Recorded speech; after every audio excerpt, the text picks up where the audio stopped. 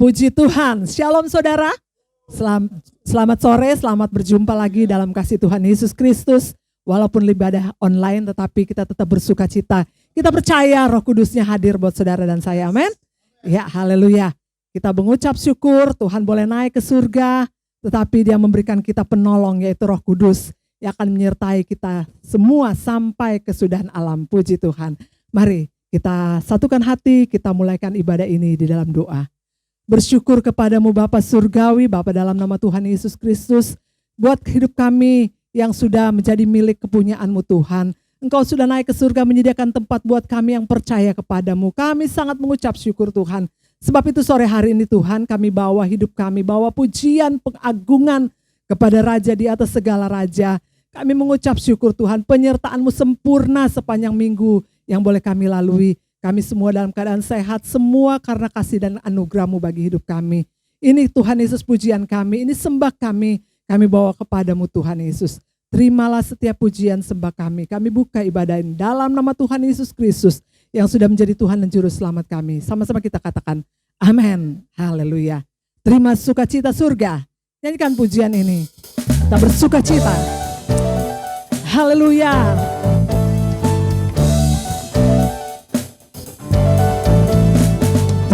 Sukacita surga, itulah kekuatan bagi jiwa. Ku dapat rasakan kasih-Nya di tengah badai yang bergelora. Terima sukacita surga, itulah kekuatan bagi jiwa. Ku dapat saksikan kuasa-Nya, taklukkan badai yang bergelora. Haleluya, Kau ada dalam hatiku, takkan patah semangatku, takkan hilang kekuatanku. Haleluya, ku mau bersorak bagimu. Sukacita surga nyata penuhiku. Terima sukacita, amin. Terima sukacita surga, itulah kekuatan bagi jiwa. Ku dapat rasakan kasih-Nya di tengah badai yang bergelora. Terima sukacita surga, itulah kekuatan bagi jiwa. Ku dapat saksikan kuasa-Nya, taklukkan badai yang bergelora. Haleluya, Kau ada dalam hatiku, takkan patah semangatku, takkan hilang kekuatanku. Haleluya, ku mau bersorak bagimu. Sukacita surga nyata penuhiku. Bersama haleluya, haleluya, Kau ada dalam hatiku, takkan patah semangatku, amin, takkan hilang kekuatanku. Haleluya, ku mau bersorak bagimu. Sukacita surga nyata penuhiku. Haleluya, haleluya, Kau ada dalam hatiku, takkan patah semangatku, takkan hilang kekuatanku. Haleluya, ku mau bersorak bagimu. Sukacita surga nyata penuhiku. Sukacita, sukacita surga nyata, Sukacita surga nyata. Sekali lagi, sukacita surga nyata penuhiku. Haleluya. Terpujilah Tuhan. Haleluya. Yang memberikan sukacita, kegirangan buat saudara dan saya. Terus sukacita itu dalam hati kita berkobar-kobar, bukan hanya pada saat kita ibadah bersama, tetapi setiap waktu, setiap saat, setiap hari kita bersukacita bersama dengan Tuhan. Setiap saat memuji Tuhan, menyembah Tuhan. Itu yang Tuhan inginkan buat saudara dan saya. Mari siapkan hati untuk kebenaran firman Tuhan. Karena kita perlu firman Tuhan. Kita mau katakan, Tuhan, Engkaulah segala-galanya dalam hidup kami. Engkau Bapa yang baik. Terima kasih Engkau naik ke surga, tetapi Engkau memberikan Roh Kudus sebagai penolong, penghibur yang senantiasa menguatkan kami, menopang kami. Terima kasih untuk setiap janji firman-Mu Tuhan. Kami pegang setiap kebenaran-Mu Tuhan. Terima kasih. Terima kasih Roh Kudus yang baik. Kami yakin Kau hadir di tengah ibadah kami. Kau sedang menjamah umat-umat-Mu, melawat umat-umat-Mu, memberi kekuatan yang baru. Haleluya. Haleluya Yesus, terpuji nama-Mu Tuhan. Glory bagi-Mu Tuhan.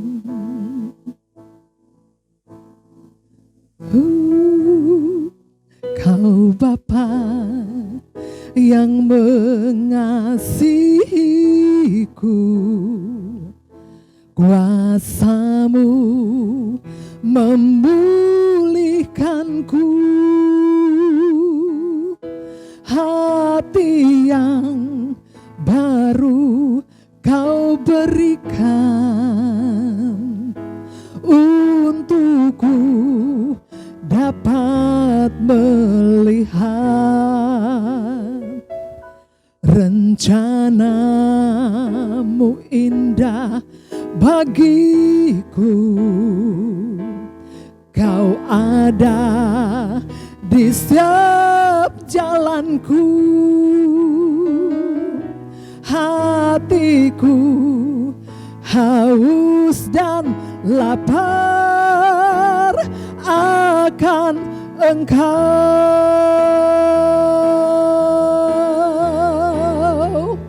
Kaulah segalanya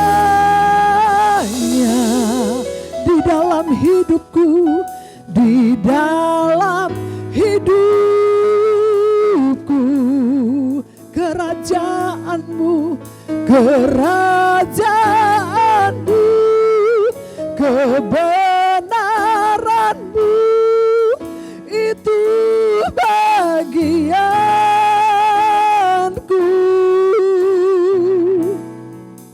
Kaulah yang ku pandang, amin, selama hidupku,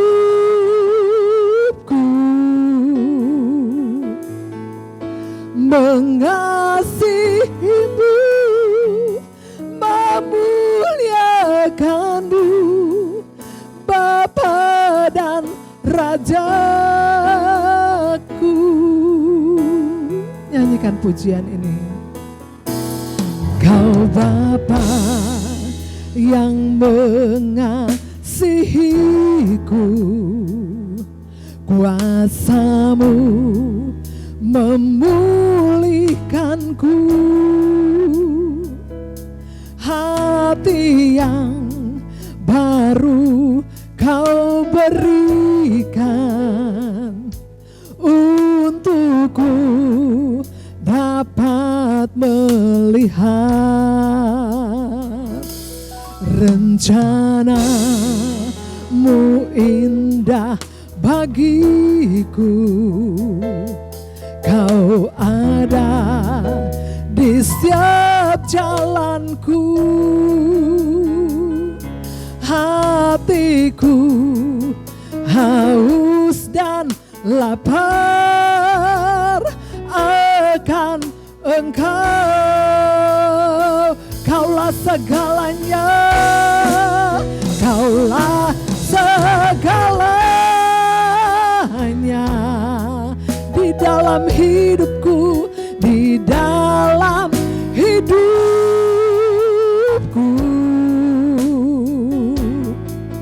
Kerajaanmu, kebenaranmu, itu bagianku.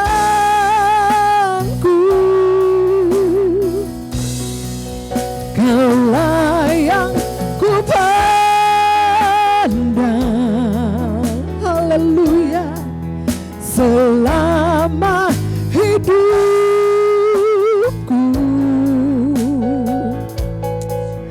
Mengasihimu, memuliakanmu, Bapa dan Rajaku. Mari, Kaulah segalanya. Kaulah segalanya di dalam hidup. Haleluya.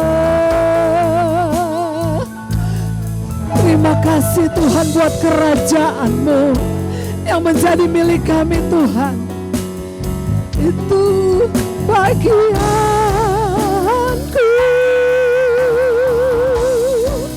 Kaulah yang ku pandang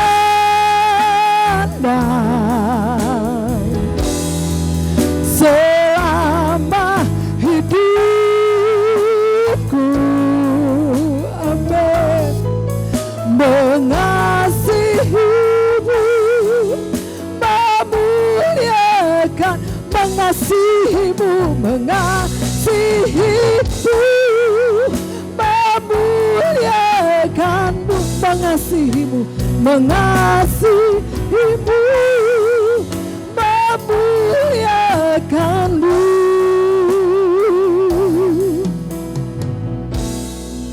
Bapa dan Rajaku.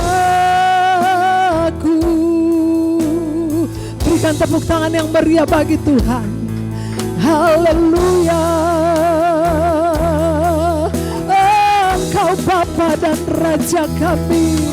Kami puji Engkau Tuhan. Kami sembah Engkau. Engkau Bapa yang baik, Bapa yang mengasihi hidup kami, Bapa yang berdaulat atas hidup kami. Kami naikkan pujian pengagungan kepadamu Tuhan. Engkau yang layak dipuji, Engkau yang layak disembah, Engkau yang layak diagungkan, ditinggikan, dimuliakan. Haleluya. Terpujilah Tuhan. Haleluya. Kaulah segalanya Tuhan. Haleluya. Kaulah segalanya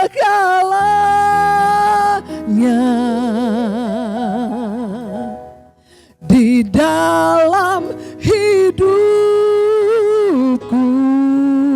Kerajaanmu, kerajaanmu, kebenaranmu, itu bagianku. Amin. Kaulah yang ku pandang, oh, selama hidupku. Mengasihimu, mengasihimu, memuliakan, mengasihimu, mengasihimu, memuliakanmu, mengasihimu, ngasihimu, memuliakanmu.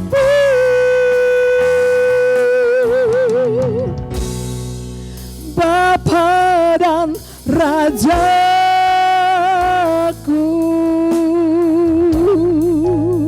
Berikan tepuk tangan yang meriah bagi Tuhan kita Yesus Kristus. Haleluya, haleluya, haleluya. Buka setiap hati kami Tuhan untuk ditaburi kebenaran firman-Mu. Hati kami sudah dibajak dengan puji-pujian. Kuasa-Mu boleh bekerja dalam hidup kami Tuhan. Kami terlalu yakin dan percaya firman-Mu akan tertabur di tanah hati kami yang paling baik, yang terbaik. Dan berakar, bertumbuh, berbuah untuk hormat dan kemuliaan nama-Mu. Urapan yang baru turun atas hamba-Mu Tuhan. Hikmat yang bertambah-tambah daripada-Mu Tuhan untuk hamba-Mu. Sehingga dia boleh menyampaikan isi hati-Mu Tuhan. Yang boleh menjadi berkat bagi kami semua. Terima kasih. Kami siap mendengarkan kebenaran firman-Mu dalam nama Tuhan Yesus Kristus. Sama-sama kita katakan, amin. Al-Masih hidup. Al-Masih hidup. Hidup Al-Masih. Salam sejahtera dalam Tuhan Yesus Kristus. Saat ini kita akan kembali mendengarkan firman Tuhan. Masih dalam suasana kenaikan dari Isa Al-Masih yang dilakukan oleh seluruh orang Kristen di bumi ini. Dan untuk itu saya akan mulai pemberitaan firman Allah dengan doa. Kita tundukkan kepala dan berdoa. Bapa sorga, kami akan mendengarkan firman-Mu. Roh Kudus pimpin hamba-Mu. Roh Kudus berkati pendengar-pendengar yang mendengarkan pemberitaan firman Allah. Berikanlah hikmat buat hamba-Mu untuk menyampaikan kebenaran firman Allah. Apa yang dikehendaki Bapa sorga untuk kami akan mendengarkan dan mau menerima dan melakukannya dalam hidup ini. Di dalam nama Isa Al-Masih, junjungan yang ilahi, kami akan mendengarkan firman Tuhan saat ini. Haleluya. Amin. Seorang bapa berkeinginan dan mempunyai kemauan melalui keluarganya, anak-anaknya akan sukses. Tidak ada yang diinginkan oleh seorang bapak, anaknya gagal, anaknya jadi badung, anaknya jadi berandalan, dan sebagainya, dan sebagainya. Dia selalu menginginkan keluarganya sukses. Demikian juga kita punya Bapa di sorga, menginginkan umat manusia, terutama orang yang percaya kepadanya. Gereja adalah orang-orang yang sukses, bukan orang-orang yang gagal. Ya, itu sebabnya saat ini kita akan membacakan beberapa ayat dalam Alkitab. Saya akan buka dan baca di dalam Kisah Para Rasul 1 ayat 4 dan 5. Demikian firman Tuhan. Pada suatu hari ketika ia makan bersama-sama dengan mereka, ia melarang mereka meninggalkan Yerusalem dan menyuruh mereka tinggal di situ menantikan janji Bapa. Yang demikian katanya, telah kamu dengar daripadaku. Sebab Yohanes membaptis dengan air, tetapi tidak lama lagi kamu akan dibaptis dengan Roh. Nah, judul khotbah saya saat ini yaitu Roh Kudus adalah keinginan Bapa untuk orang percaya, untuk gereja, untuk umat manusia sebenarnya, bukan hanya untuk satu kelompok. Ya. Karena seluruh umat manusia yang ada di kolong langit ini, dia tidak inginkan ada yang binasa. Ada yang akan masuk neraka, dia tidak inginkan. Neraka itu diperuntukkan hanya untuk iblis, bukan untuk manusia. Manusia disiapkan oleh Tuhan. Hidup yang kekal. Nah, untuk ini kita sudah membaca di dalam Kisah pasal 1 ayat 4 dan 5. Ya, adalah Roh Kudus dijanjikan Bapa melalui baptisan Roh Kudus. Kita baca tadi, ada dua baptisan yang dikatakan di dalam Kisah 1 ayat 4 dan 5. Baptisan yang dilakukan oleh Yohanes dan baptisan yang dilakukan oleh Yesus sendiri atau Isa Al-Masih. Ya, saya akan banyak gunakan Isa Al-Masih karena hari kenaikan yang ada ditulis itu, maaf bukan saya tidak gunakan nama Yesus, tapi ada tulis itu Isa Al-Masih, dan saya menggunakan nama yang ada di kalender ya, supaya seluruh dunia tahu siapa Isa Al-Masih. Mungkin kalau bicara Yesus ayat terbatas, alergi nama Yesus. Salah satu nama ketua Sekjen WHO namanya belakang Yesus. Apakah dia? Bukan Sekjen WHO, bukan. Tapi Yesus Kristus, Isa Al-Masih, Yosua Al-Masih, ataukah yang namanya junjungan yang ilahi, itulah oknum yang saya bicarakan saat ini. Dia yang naik ke sorga. Dan kita melihat di sana apa yang dia katakan, bahwa Roh Kudus ini bukan kemauan kita. Kalau kita baca tadi di dalam ayat 4, itu adalah hal yang diperintahkan Bapa melalui Yesus. Beritahu kepada murid, tunggu di Yerusalem. Untuk apa? Kalau kita baca di dalam ayat-ayat yang lain, untuk menantikan janji Bapa. Apa janji Bapa itu? Yaitu Roh Kudus. Ya, Bapa tahu kita lemah berhadapan dengan iblis. Itu sebabnya dia akan memperlengkapi kita dengan Roh Kudus supaya kita menjadi pribadi-pribadi yang unik. Bagaimana pribadi yang unik? Saya boleh kasih contoh ini 5 jari. Ini setiap jari ini mempunyai satu karakter atau pribadi. Kalau saya katakan tiap jari saya boleh umpamakan pribadi, dia punya pribadi yang unik, ya. Jari telunjuk unik, ya. Coba kalau saudara lagi pusing kepala, ada yang gatal di kuping ini, saudara mau pakai jari jempol, ya, baru masukin telinga udah tolak kebesaran, ya. Kemudian apalagi ada upul sedikit, saudara nggak pakai jari jempol, pakai jari kelingking. Kalau saudara sweet, sehebatnya jari jempol, kalau sweet, benar nggak dia terhadap jari kelingking? Kalah. Ada keunikan ini, ya. Daud seringkali orang suka umpamakan, kamu bukannya jempol, kamu kelingking, tapi kelingking bisa kalahkan Goliat. Nah itulah, saya tidak uraikan satu demi satu fungsi daripada jari ini. Tapi inilah yang saya mau beritahu, ini unik. Kita setiap pribadi di dalam Tuhan unik. Seperti fungsinya setiap jari. Jari manis, ya, untuk tempat cincin, ya. Nggak ada orang kalau tukar cincin atau menikah, taruh, kau pasang cincinnya di jari jempol. Itu orang nggak waras. Habis itu dia pakai jempol sini, dia masukin jempol kaki. Nggak ada cincin untuk turun jempol kaki, nggak ada. Cuman ada jari manis, jari jari tengah, ya, kemudian jari telunjuk, kemudian baru jempol. Banyak orang suka bilang gua jempol, hebat jempol. Iya, betul. Tapi kalau orang bilang jempolnya terbalik, mau nggak? Nggak mau. Dia mau jempol begini, habis kita 2 kali atau angkat-angkat. Nah itu dia. Tapi saya mau katakan, setiap pribadi yang Tuhan selamatkan kita adalah manusia yang unik. Siapapun saudara unik, ya. Nggak ada saudara bilang, saya begini jelek. Enggak. Justru kalau saya lihat sinetron belakangan ini, yang paling laku bukan orang cantik, tapi orang paling jelek di dunia dicari. Di mana? Di kampung yang jelek-jelek itu dikumpulin. Dia yang banyak duit daripada orang yang cantik. Kenapa? Itulah keunikan manusia, ya. Jangan dipikir saudara jelek itu nggak laku. Apalagi di hadapan Tuhan. Tuhan nggak pakai. Dia nggak lihat saudara hidung tinggi kayak, udang pesek kayak, saudara mata belok kayak, mata cipit. Ya, dia inginkan kita dipenuhi dengan Roh Kudus karena ini yang akan membuat kita beda. Inilah yang membuat murid-murid beda dengan ahli Taurat pada zaman itu. Nah, kita melihat itu adalah janji Bapa kepada kita. Yang kedua, ya, yaitu Kisah 2 ayat 1 sampai 4. Kisah 2 ayat 1 sampai 4. Di sana dikatakan demikian. Ketika tiba hari Pantekosta, semua orang percaya berkumpul di satu tempat. Tiba-tiba turunlah dari langit suatu bunyi seperti tiupan angin keras yang memenuhi seluruh rumah di mana mereka duduk, dan tampaklah kepada mereka lidah-lidah seperti nyala api yang bertebaran dan hingga pada mereka masing-masing. Ayat 4, maka penuhlah mereka dengan Roh Kudus. Lalu mereka mulai berkata-kata dalam bahasa-bahasa lain seperti yang diberikan oleh Roh itu kepada mereka untuk mengatakannya. Yang kedua kita melihat, ya, tanda dipenuhi dengan Roh Kudus atau dibaptis dengan Roh Kudus itu artinya sama, ya. Untuk apa tujuannya kita dipenuhi dengan Roh Kudus? Untuk apa? Gagah-gagahan, hebat-hebatan, wah saya sudah dipenuhi. Bukan. Kalau cuma sekedar gagah-gagahan,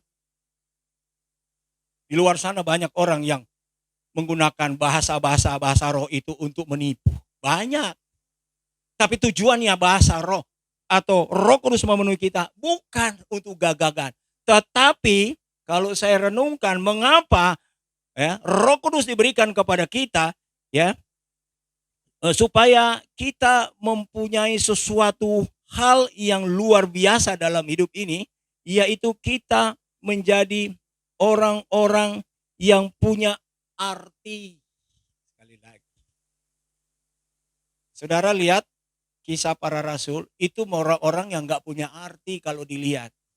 Orang-orang pendidikannya rendah, Petrus dan kawan-kawannya itu nelayan. Dan maaf bicara kalau kita lihat, sebenarnya nelayan itu punya kedudukan yang luar biasa, tetapi belum dihormati. Ya. Demikian zaman itu juga, nelayan belum dihormati, masih dianggap kelas paling rendah. Siapa dia? Ya nelayan. Tapi inilah, tetapi nelayan-nelayan ini diangkat oleh Tuhan, diberikan kesempatan oleh Tuhan untuk apa? Menjadi orang-orang yang luar biasa, orang yang berarti. Kita lihat di dalam Alkitab ini nama-nama yang ditulis dalam kitab Injil, Matius, Markus, Lukas, Yohanes dan seterusnya, itu adalah nama-nama nelayan yang tidak punya arti pada zamannya. Tetapi ketika mereka dipenuhi dengan Roh Kudus, dibaptis dengan Roh Kudus, mereka berubah. Ya, bukan hanya sekedar nelayan, tetapi orang-orang unik, orang-orang hebat. Karena apa? Tujuan ya daripada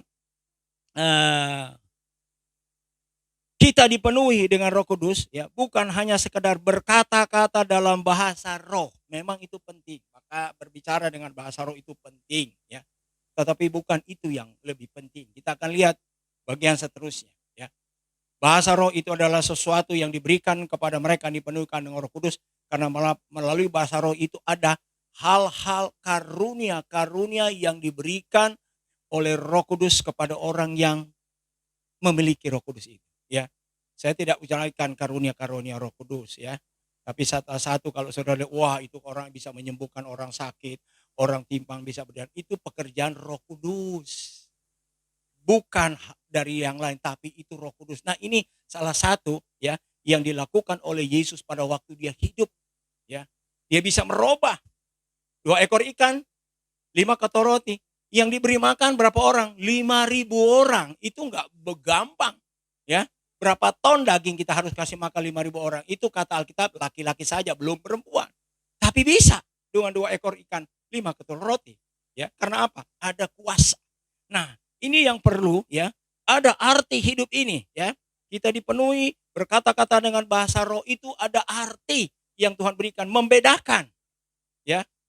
Mana yang dipenuhi, mana yang belum. Ada perbedaan, nggak mungkin sama gandum dan lalang. Lalang dan gandum bertumbuh sama-sama, tetapi pada tingkat dia berbuah, baru situ kelihatan, oh ini gandum, oh ini padi, oh ini alang-alang. Ya, kalau orang Manado bilang kusu-kusu, ini dia. Sama-sama, hijau dia bertumbuh, dia punya daun, sama. Tapi ketika dia mulai menghasilkan buah, padi dan alang-alang beda. Inilah yang akan membedakan yang dipenuhi dengan Roh Kudus dan yang tidak. Kenapa? Yang ketiga, ya, agar gereja kuat, sekali lagi, perhatikan ini. Roh Kudus adalah keinginan Bapa untuk saudara dan saya sebagai orang yang percaya, agar kita kuat atau berani meneruskan perjalanan Isa Al-Masih, atau meneruskan pelayanan Isa Al-Masih, atau junjungan yang ilahi. Tidak ada orang yang berani meneruskan pelayanan Isa Al-Masih kalau tidak dipimpin oleh Roh Kudus. Karena yang kita berhadapan roh setan di sana, roh manusia menakutkan. Yang kita hadapi adalah virus corona. Kalau saya melihat para penginjil yang masuk daerah-daerah pedalaman, masuk ke Kalimantan, masuk ke Afrika, mereka berhadapan bukan hanya dengan satu virus. Yang jadi virus itu di sana manusia, makan manusia. Oh, ini dia rupanya orang yang memberitakan Injil. Atur siasat, malam kita bakar rumahnya. Habis kita bakar, kita makan dia. Kalau enggak, kita bantai dia. Itu lebih dari virus. Tapi saya melihat banyak para penerus pelayanan Yesus lolos dari maut. Kalau memang harus dia habis di situ, itu sudah waktunya. Tapi banyak kesaksian mereka dalam memberitakan Injil, ditolong oleh Tuhan. Ya, saya masih ingat waktu Permesta dulu ada seorang hamba Tuhan, dia sebenarnya masuk ke daerah Permesta, tapi tadinya dia di daerah pusat, orang sudah tahu pusat. Kalau saat ini daerah TNI, dia mau pergi ke tempat di mana dia lihat ada satu kawannya ditawan, dibilang mata-mata, dan 2 orang ini masuk ke dalam pedalaman, waktu itu daerah yang dikuasai oleh daerah Permesta. Mereka ditangkap, oh kamu mata-mata juga, ini sama dengan dia nih, ini udah, sini kamu kalian, taruh mereka Ya, dia sebuah balok, kepala taruh di atas balok. Kepala taruh di atas balok, taruh. Algojo sudah siap, ya. Algojo sudah siap. Ini terjadi di daerah Gunung Tatawiran. Kalau orang Manado tanya itu Tatawiran di mana? Di samping Gunung Lokon. Di ultimatum, ini mata-mata dari tentara pusat, habisin. Dia mau datang, mau lihat. Katanya ini ada temannya dia mau selamatkan, tapi bukan dia mau selamatkan, dia mau mata-matain kami di sini, orang-orang permesta, ya. Taruh kepalanya. Di komando. Algojo, dengar komando. Kepala golok sudah diasah tajam, ya. Hanya hitungan waktu lepas leher dari badan daripada orang-orang ini. Ini hamba Tuhan. Dia hitung. 1, dia angkat. 2, 3, dia tarik nafas supaya kalau kamu ini lewat 1 kali. Dia tarik nafas, bukannya kepala ini yang lewat, golok ini yang jatuh dari tangan. Algojonya tersungkur, nggak punya tenaga. Nggak punya tenaga. Kenapa? Untuk dia bacok hamba Tuhan ini. Kenapa? Ketika mereka berhadapan dengan maut, apa yang mereka lakukan? Tuhan tolong kami dengan bahasa roh. Rupanya Algojo yang ganas ini tidak bisa dia lakukan tugasnya. Karena apa? Ada kuasa Roh Kudus di dalam orang-orang ini. Dan inilah yang kita perlu saat-saat ini. Jangan kita cuma bilang, saya orang Kristen, apa yang kita sudah lakukan? Hadapin corona aja kita ketakutan. Kalau mau takut sama Tuhan, jangan takut sama corona. Ya, saya melihat juga ada orang yang meninggal nggak karena corona, di atas mobil mewah, jalan di jalan tol, tang. Karena mungkin lagi capek atau ngantuk, tang dia tabrak itu pembatas. Ya habis. Ya, orang-orang terhormat lagi, bukan orang-orang biasa, mobil BMW lo bayangkan. Ya. Itu maut di mana saja bisa datang. Nah, inilah yang saya mulai katakan, Kisah 1 ayat 8 dikatakan demikian. Tetapi kamu akan menerima kuasa kalau Roh Kudus turun ke atas kamu dan kamu akan menjadi saksiku di Yerusalem, di seluruh Yudea dan Samaria dan sampai ke ujung bumi. Jadi saksi. Tadi yang saya katakan tadi, dia adalah hamba Tuhan yang menjadi gembala GPD Balikpapan, yang mendirikan sekolah Alkitab Balikpapan. 1 di antara 3 itu dia. Sekarang sudah almarhum. Ya, saya tidak sebutkan, tapi saudara tahu. Nanti cari tag, benar nggak? Tanya istri masih ada. Kalau anaknya masih tahu, coba tanya. Itu pekerjaan daripada Roh Kudus. Nah, sekarang kita melihat, ya. Kita akan meneruskan pelayanan dari Yesus, ya. Penginjilan itu pelayanan yang diberikan oleh Yesus kepada gereja. Pergilah, beritakan Injil. Jadikan seluruh bangsa murid. Maka aku akan menyertai kamu. Menyertainya dengan apa? Bukan dengan uang. Bukan dengan harta. Bukan dengan kepintaran. Perlu kita belajar. Baca, nulis, dan lainnya perlu kita belajar. Jangan sampai kita bodoh, ya. Tapi lebih daripada itu adalah kuasa yang perlu dimiliki oleh setiap anak Tuhan, setiap orang percaya. Karena kita berhadapan di sana dengan kuasa setan, dan untuk itu kita perlu dipenuhi dengan kuasa Roh Kudus, ya. Karena apa? Saya masuk dalam pelayanan Kedarnebayot itu tidak mudah. Organisasi tidak biasa biayai saya.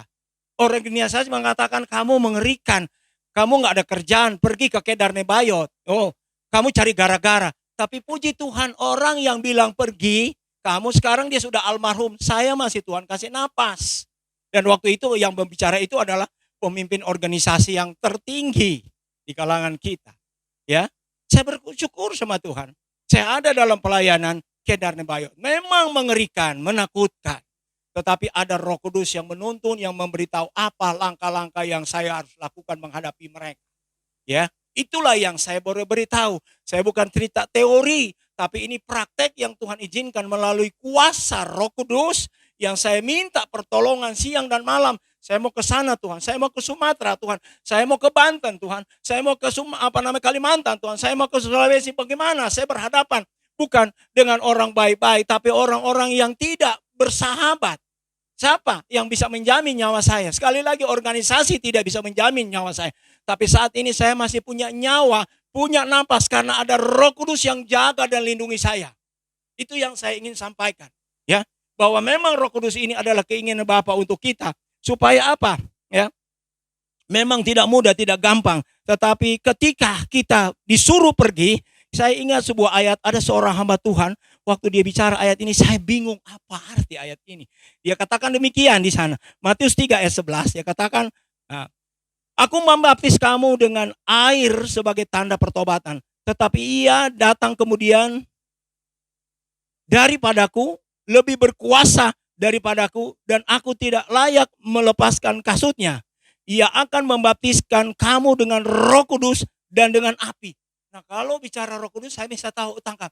Ini api, saya tanya sama hamba Tuhan ini. Apa artinya?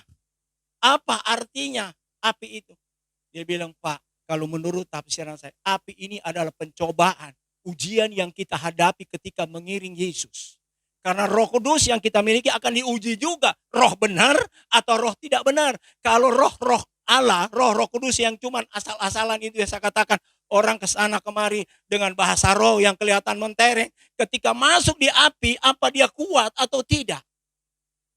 Anugerah Tuhan ketika kami masuk di tengah-tengah demo, ratusan orang yang bilang bunuh itu pendeta, habisin itu. Itu ada di DKI, bukan ada di kampung.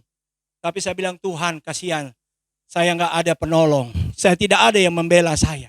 Tidak ada yang akan menyelamatkan saya. Tapi Tuhan bilang, pergi, masuk kamu ke api. Waduh, saya bilang masuk ke api. Ternyata ujian yang kita hadapi, nyawa kita akan diambil oleh dunia itu namanya api. Dan saya ingat, Sadrak, Mesak, dan Abednego, mereka masuk ke dalam lautan api. Tapi api tidak bisa membakar Sadrak, Mesak, dan Abednego. Karena mereka itu adalah api di atas api yang ada di dunia. Api apa? Api Roh Kudus. Sekarang Tuhan butuhkan saudara dan saya masuk di tengah-tengah kesulitan yang sedang melanda dunia, khususnya Indonesia. Lawan virus corona dalam nama Yesus. Jangan kita bilang, aduh kapan? Menentukan berakhirnya virus bukan ada di luar, tapi di dalam imanmu sebagai orang yang percaya kepada Tuhan. Buktikan sekarang. Jangan cuma bilang, saya orang Kristen, saya sudah punya ini, punya itu. Tapi apa arti Anda ada di lingkungan? Ya, saya tidak menyombongkan diri, tapi saya melihat peta. Anugerah Tuhan di mana 2 kecamatan yang Tuhan tempatkan kami, dan kami lakukan doa peperangan, kami lakukan puasa, kami berjerit menjeru sama Tuhan. Ternyata 2 kecamatan ini bersih, hijau dari corona. Termasuk di mana kami tinggal. Itu bukan jatuh dari langit, bukan. Kecamatan kiri kanan itu sudah hitam, kita masih hijau. Kenapa? Itu karena ada umat Tuhan yang berseru, bukan hanya sekedar saya sudah percaya Yesus, saya sudah kenal Yesus, cukup buat saya, dan orang lain biar mati. Tiap malam kita adakan doa peperangan, doa keliling. Datangin rumah sakit yang ada pasien. Rumah sakit Persahabatan, rumah sakit Sulianti Saroso, itu sudah familiar buat kami. Masuk lagi ke rumah sakit mana? RPAD. Masuk lagi ke Wisma Atlet. Tujuan kami bukan jalan-jalan jam 11, jam 12. Berdoa. Minta belas kasihan Tuhan supaya para medis jangan lari, tinggalkan rumah sakit. Kalau dia lari, kemana kita mau pergi berobat? Hei manusia yang ada di Jakarta, sadar. Jangan cuma tinggal di Jakarta menjadi pajangan. Bangkit Anda. Nyatakan kuasa Roh Kudus yang ada di dalam hidupmu. Supaya dunia lihat bahwa melalui saudara, mereka ditolong. Ini yang menjadi tujuan berita malam ini. Kenaikan Yesus memberikan kita Roh Kudus untuk apa? Menolong orang lain di luar kita. Jangan kita cuma pikir buat kita, buat keluarga kita, cukup, yang lain mati, mampus. Tuhan Yesus nggak mengajar demikian. Kasihilah orang lain, kasihilah sesama manusia, bahkan kasihilah musuhmu. Itulah saja yang saya mau sampaikan. Kiranya Tuhan akan memberkati kita. Ya, Tuhan akan menolong kita dalam menghadapi situasi dan situasi yang tidak menyenangkan hari-hari ini. Dalam nama Yesus, kita akan berdoa untuk firman Tuhan. Terima kasih Tuhan. Hamba-Mu sudah berbicara, tapi hamba-Mu berdoa. Ialah Roh Kudus akan memberikan penjelasan, penerangan lebih jauh apa arti Roh Kudus di dalam hidup ini. Bukan hanya sebagai pajangan, bukan hanya sekedar jago-jagoan, hebat-hebatan, saya pendeta hebat, bisa menyembuhkan orang, bisa melakukan hal-hal yang spektakuler, bukan. Tapi biarlah Tuhan pakai kami. Untuk kami gunakan Roh Kudus itu untuk kemuliaan Tuhan seluas-luasnya. Inilah doa kami. Dalam nama Yesus Kristus kami sudah berdoa dan mengucap syukur. Haleluya. Amin. Puji Tuhan. Saat ini kita akan masuk dalam perjamuan Tuhan yang menjadi sesuatu yang dibutuhkan untuk fisik, untuk tubuh kita menghadapi serangan daripada iblis, terutama sakit penyakit. Kita akan berdoa lebih dahulu. Bapa sorga, kami akan menerima perjamuan Tuhan yang sudah Tuhan buktikan ribuan tahun, bahkan sampai saat ini tidak ada satu virus kekuatan apapun yang dapat mendekati darah Yesus. Dan inilah yang kami akan terima saat ini. Kami bersyukur umat Tuhan selama hampir 3 bulan mereka mendapatkan pelayanan perjamuan Tuhan, dan mereka dilindungi oleh Tuhan, dijaga oleh Tuhan. Saat ini kami akan menerima kembali perjamuan Tuhan. Dalam nama Yesus Kristus kami akan terima saat ini. Amin. Puji Tuhan, saudara yang kasih, saya akan baca di dalam 1 Korintus 11 ayat yang 11 sampai ayat 23 sampai ayat 24. Sementara saudara mengangkat roti dengan tangan kanan. Demikian firman Tuhan, sebab apa yang telah aku teruskan kepadamu telah aku terima dari Tuhan, yaitu bahwa Tuhan Yesus pada malam waktu ia diserahkan mengambil roti, dan sesudah itu ia mengucap syukur atasnya, ia memecah-mecahkannya dan berkata, inilah tubuhku yang diserahkan bagi kamu. Perbuatlah ini menjadi peringatan akan aku. Tubuh Yesus Kristus yang tidak bercacat, bernoda, tidak kenal dosa, telah dijadikan dosa karena manusia, saya dan saudara. Dan saat ini kita diingatkan kembali menerima perjamuan Tuhan. Karena melalui perjamuan Tuhan, kekuatan baru yang kita akan terima daripada Tuhan. Untuk mengingatkan kita bahwa 2000 tahun yang lalu Yesus Kristus sudah mati di Golgota. Darahnya tertumpah dan tubuhnya dirobek-robek, dihancurkan. Dan di sanalah ada bilur Yesus. Dan melalui bilur Yesus, Alkitab katakan, kamu yang percaya kepadaku menjadi sembuh. Dan tidak ada satu penyakit yang tidak bisa disembuhkan oleh bilur Yesus. Sakit penyakit, kanker, TBC, demam berdarah, virus corona, sakit apapun, terutama sakit dosa, tidak ada yang kebal, yang tahan berhadapan dengan darah Yesus. Tubuh Kristus ini sudah dihancurkan untuk segala sakit penyakit kita. Kita hanya bermodal apa? Bukan duit, bukan emas, tapi modal kita hanya percaya. Dan ketika saudara menerima ini dan saudara percaya, ada mujizat, ada kuasa yang Allah kerjakan dalam hidupmu saat ini. Kita akan terima roti ini dengan segala ucapan syukur. Dalam nama Bapa, Putra, dan Roh Kudus, yaitu dalam nama Tuhan Yesus Kristus. Haleluya. Amin. Mari kita makan bersama. Puji Tuhan. Sakit penyakit apapun yang ada di dalam tubuh ini, Tuhan sudah sembuhkan. Tuhan sudah netralisir. Tuhan sudah memberikan kemenangan dan kesehatan bagi kami. Terima kasih Tuhan Yesus. Terima kasih Isa Al-Masih, junjungan yang ilahi. Saudara boleh angkat cawan dengan tangan kanan. Demikian juga ia mengambil cawan. Sesudah makan ia lalu berkata, cawan ini adalah perjanjian baru yang dimeteraikan oleh darahku. Perbuatlah ini setiap kali kamu meminumnya menjadi peringatan akan aku. Sebab setiap kali kamu makan roti ini dan minum cawan ini, kamu memberitakan kematian Tuhan sampai ia datang. Yang Tuhan inginkan melalui perjamuan Tuhan, berita mengenai kematian dan kebangkitan Yesus diberitakan. Berminggu-minggu kami memberitakan dalam diri kami, Yesus mati buat kamu. Yesus mati buat dosa kita. Yesus mati untuk sakit penyakit kita. Dan benar, kami boleh alami. Sampai saat ini, tidak ada satu jemaat yang berteriak, saya sakit ini, saya sakit ini. Tidak ada yang kena virus corona. Karena apa? Bilur Yesus dan roti atau tubuh Kristus yang sudah dihancurkan bagi kita. Pegang keyakinan itu. Ikutin terus perjamuan Tuhan. Karena ini berguna bagi kesehatan kita. Saat ini kita akan terima cawan ini yang menghapuskan dosa manusia di kayu salib. Karena tetesan darah di Golgota yang suci ini membuat kami bebas dari hukuman dosa, yaitu maut.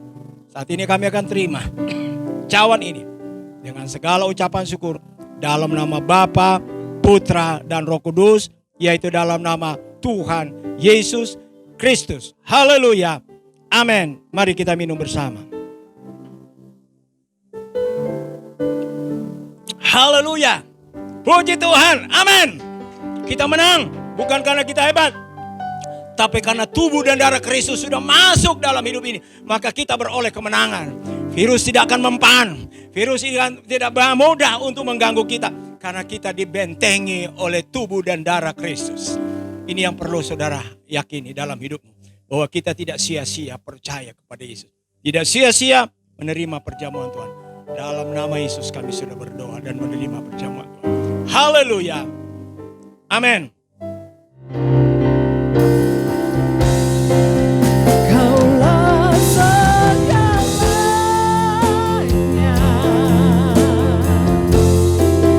di dalam hidupku. Haleluya. Amin. Kerajaanmu, kebenaranmu, itu bagianku.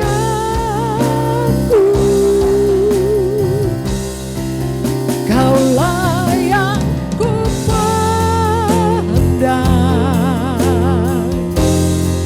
selama hidupku.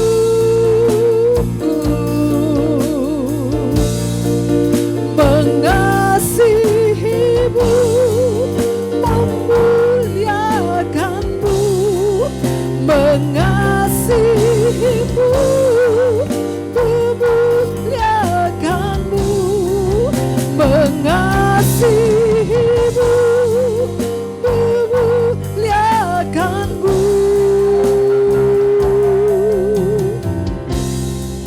Bapa dan Rajaku.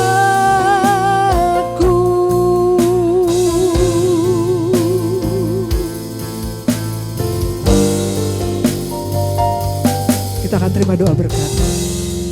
Segala puji, hormat, kemuliaan hanya bagimu, Isa Al-Masih, junjungan yang ilahi.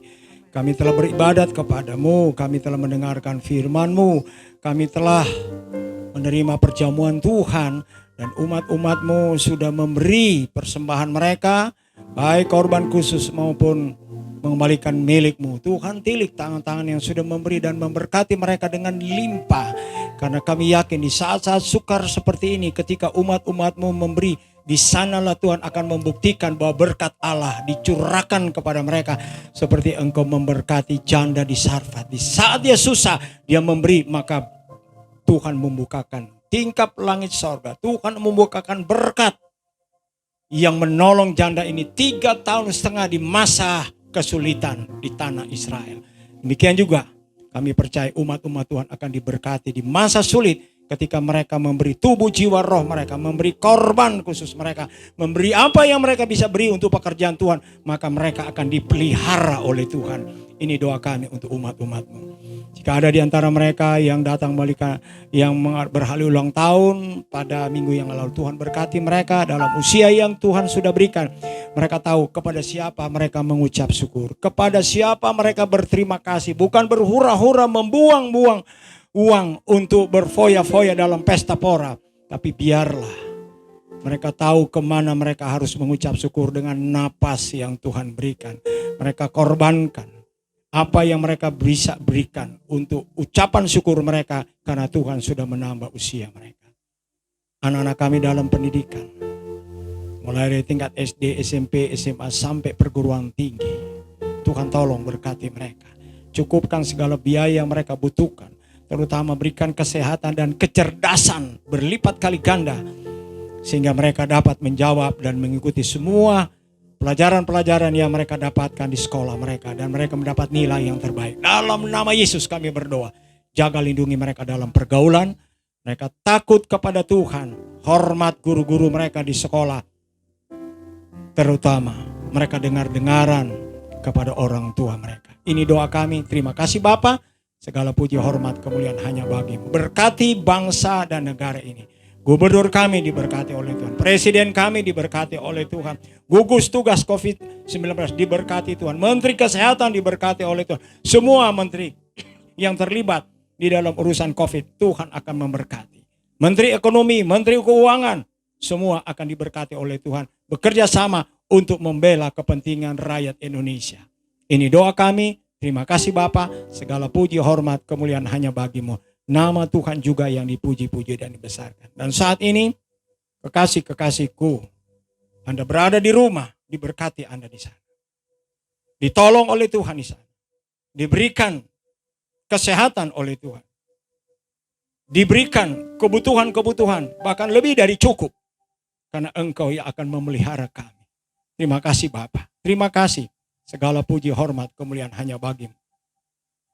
Kekasih-kekasihku, kiranya berkat Allah Bapa dalam sorga, kasih sayang dalam Tuhan Yesus Kristus, persekutuan Roh Kudus, tinggal menyertai kita sekalian. Mulai saat ini sampai Maranatha, Tuhan Yesus datang pada kali yang kedua. Haleluya. Bapa, terima kasih. Bapa, terima kasih. Bapa, di dalam surga, ku berterima kasih.